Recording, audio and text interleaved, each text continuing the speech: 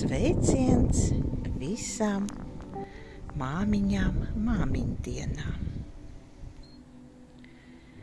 Šo servīzi Stella es sāku savu video tāpēc, ka tās ir visspilgtākās manas atmiņas no bērnības.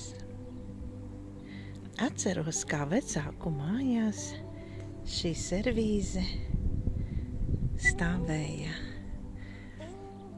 sekcijā iz stikla, un dažreiz man gadījās paņemt šķīvīti. Stellai ir interesanti kūku šķīvi un apakštases, jo ir nelīdzeni, tādi kā ovāli trīsstūrīši. Sarkanais zīmogs, porcelāna fajansa rūpnīca Rīga. Nākamais skaistums ir Viktorija Kubalta. Cik dažādas ir Viktorijas, no vienkārša dekola līdz ļoti skaistam ar kobaltu, ar dažādiem roku gleznojumiem. Arī šāda skaistule ir tikko nākusi, bez krūzītēm, un kā kārtējo reizi es saku, sākas medības nākamajam projektam.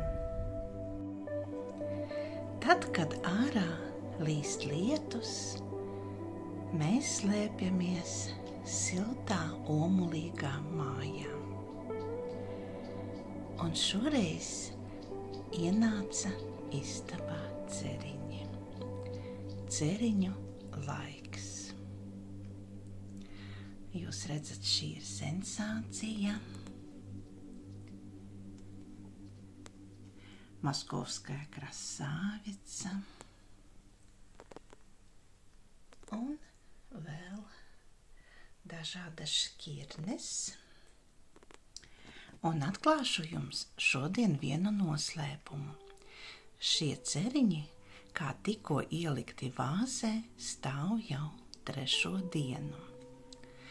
Tāpēc, ka ir tā, kad viņus agri rītā nogriež, ieliek uz 3 minūtēm 80 grādu karstā ūdenī, patur, un tad jau vāzē liek ar vienkāršu remdenu ūdeni. Un ceriņi tad stāv ilgāku laiku. Tas ir par ceriņiem, bet kas tad ir ar porcelānu? Un šoreiz porcelāns kopā ar ceriņiem ir tāda pilna servīze, mana mīļā Ausma. Senatnīgā Ausma. Rokas gleznojums ar tādām kā lapiņām, un es teiktu, ka ļoti burvīgi piestāv ceriņu laikam. Ļoti grūti ir tagad nopirkt pilnu servīzi. Tur, kur ir kūku šķīvji, apakštases, centrālie trauki un 6 trio. Šoreiz ir noveicies. Viena krūzīte tomēr vēl kaut kur ceļo. Ausmas vāciņi, izgleznoti ar zeltu, zilais zīmogs, senatnīgais, porcelāna fajansa, fabrika Rīga, 2. šķira. Ūdens jau saliec, sāk ievilkties tēja, un tēja šoreiz būs no gaļbiksītēm, kas savākta pļavā. Un jau ir izkaltus, un lūk tāda garšīga, smaržīga, ļoti veselīga tējiņa ir dzerama tagad pavasarī. Gaļbiksīšu tēja ir ļoti veselīga.